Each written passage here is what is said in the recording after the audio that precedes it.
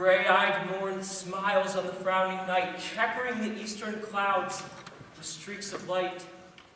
When the friar is first seen, he is peacefully tending to his garden. I wanted to emphasize his calmness and optimism so that it would contrast with his desperate hopelessness later in the play. My heart's dear love is set on the fair daughter of rich Capulet.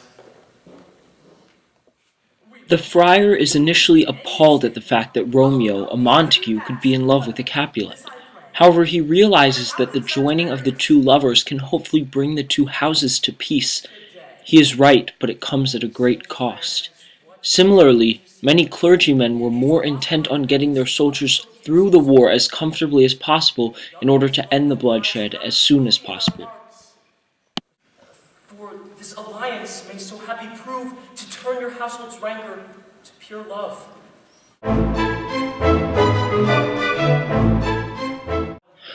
This next scene is rather short but quite important. In it, the friar agrees to marry the two houses to incorporate 2 in 1. The 2 in 1 here describing the Montagues and Capulets can also represent bringing the Union and Confederacy back into one nation, which is what many Civil War clergymen ultimately aimed to do. Stay alone till Holy Church incorporate 2 in 1.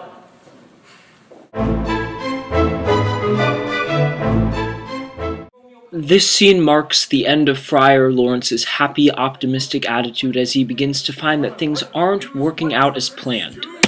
Romeo has just killed Tybalt in a street duel, but has fled before he could hear the prince's sentence.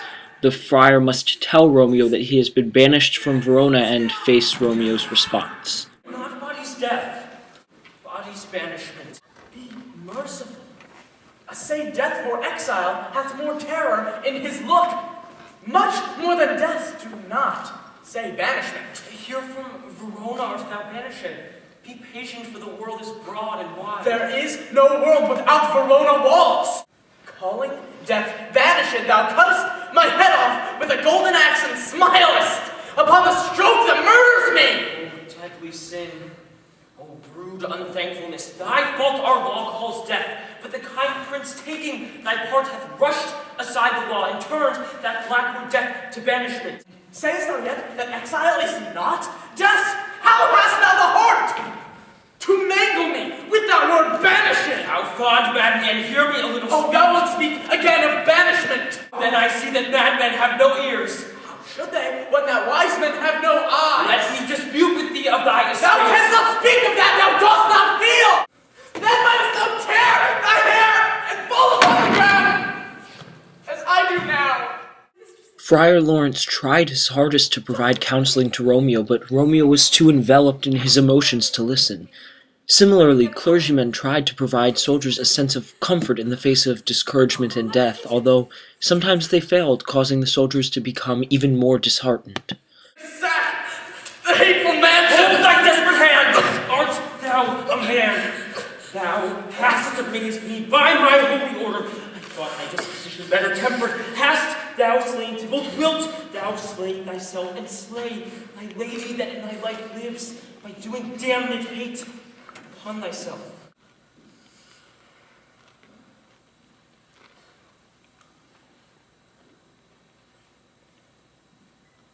What? Rouse thee, man, thy Juliet is alive, for whose dear sake thou wast but lately dead. There art thou happy. Tybalt would kill thee, but thou slewest Tybalt. There art thou happy.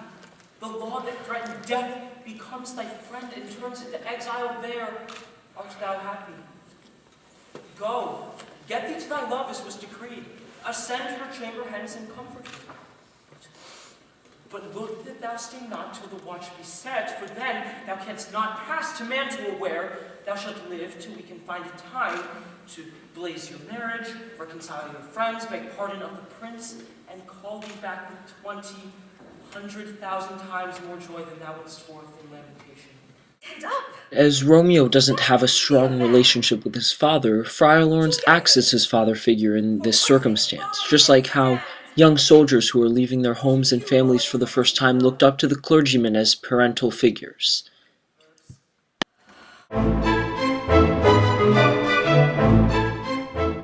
In this scene, Friar Lawrence shows that under desperate circumstances he is able to deceive. By having Juliet fake her own death so she can be with Romeo, Friar Lawrence knows that he will put her family through extreme agony.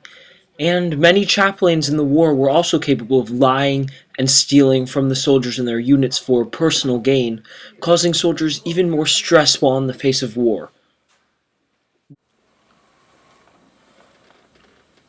Take thou this vial, being then in bed. No warmth, no breath shall testify thou livest. The roses in thy lips and cheeks shall fade to paly ashes. Thy eyes' windows fall like death when he shuts up the day of life. Each part deprived of supple government shall, stiff and stark and cold, appear like death. And in this world likeness of shrunk death thou shalt continue for 42 hours, and then awake as from a pleasant sleep.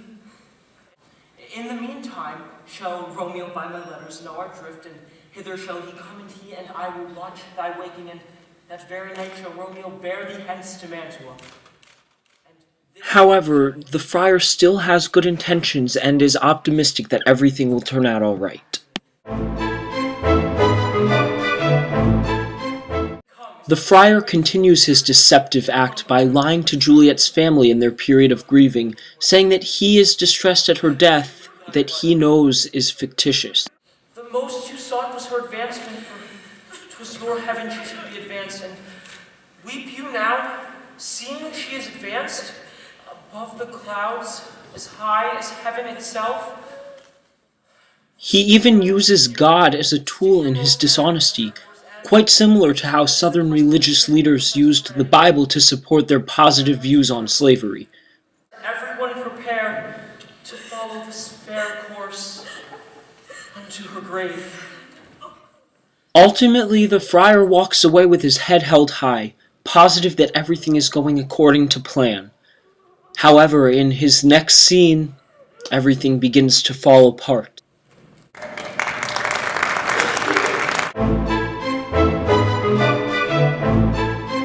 This same must be the voice of Friar John. Welcome from Mantua.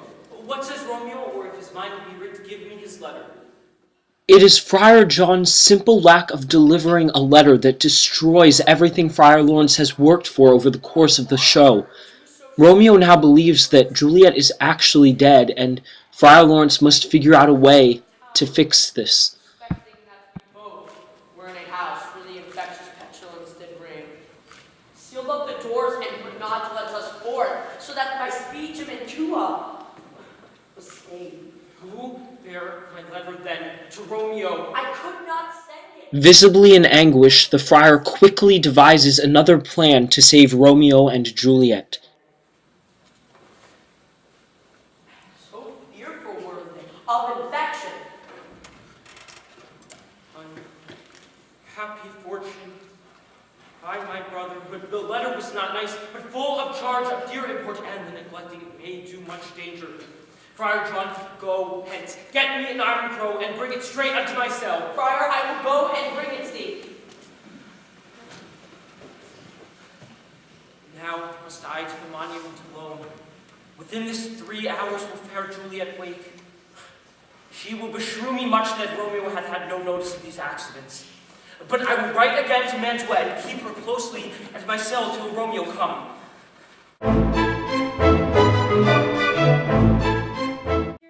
When the friar steps foot into the tomb and sees the bloodshed sprawled out before him, it is utterly heartbreaking. All of his work to unite the two young lovers, and in turn the Montagues and Capulets as a whole, has failed. Romeo, oh, hail. Who else but Paris too, and steeped in blood? Ah, what an unkind hour is guilty of such lamentable chance. The lady stirs. Where is my Romeo? I hear some noise, lady. Come from that nest of death, contagion, and unnatural sleep.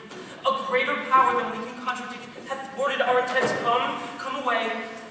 Thy husband and thy bosom there lies dead, and Paris too, come.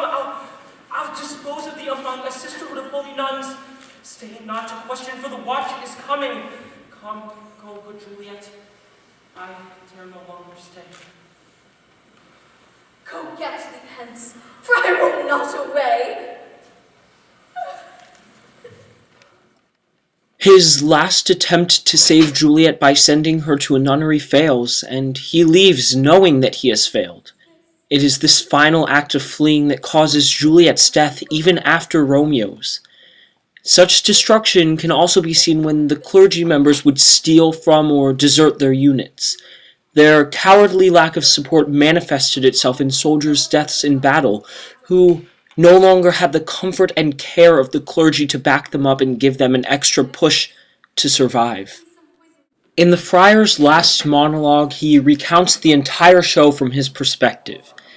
It is painful and humiliating for him to deliver this monologue to the entire town of Verona, but he does so with honesty and conviction despite the sorrow and emptiness he feels. Romeo, there dead was husband to that Juliet, and she, there dead that Romeo's faithful wife. I married them, and their stolen marriage day was Tybalt's doomsday, whose untimely death banished him new-made bridegroom from the city, for whom, and not for Tybalt, Juliet pined. You, to remove that siege of grief from her betrothed, and would have married her perforce to Paris. Then comes she to me, and with wild looks bid me devise some mean to rid her from the second marriage, or in my cell there would she kill herself. And then gave I her so tutored by my art a sleeping potion, which so took effect as I intended, for it brought on her the form of death. In the meantime, I writ to Romeo that he should hither come as this dire night to help to take her from her borrowed grave, being the time the potion's force should cease. But he, which bore my letter, Friar John, was stayed by accident, and yesternight returned my letter back. Then, all alone at the prefixed hour of her awakening, came I to take her from her kindred's vault, meaning to keep her closely at my cell till I conveniently could send to Romeo. But when I arrived, some minute ere the time of her awakening, here untimely lay the noble Paris and true Romeo dead. She wakes, and I entreated her, come forth and bear this work of heaven with patience. But then a noise did scare me from the tomb, and she, too desperate, would not go with me, but, as it seems, did violence on herself. Give me thy hand. This is my daughter's choice, for no more can I demand. But I will give thee more, for I will weigh her statue in pure gold. Here's where Montague and Capulet reconcile. Friar Lawrence notices this and subtly looks back at the two dead lovers in sorrow, but then looks up and gives a slight smile as he realizes his actions have ended the feud, albeit at an awful cost. It gives the friar comfort and personal redemption, knowing that some good has come out of his actions. So while Romeo and Juliet suffered at the hands of Friar Lawrence's faulty choices, their deaths resulted in the resolution of the feud between their families. Similar to the baptism in blood that stated that the armies must shed blood in order to cleanse their ethics, the only way the feud could end in Romeo and Juliet was for the death of the two title characters, unintentionally orchestrated by Friar Lawrence, but serving his higher purpose in the end of ending the feud.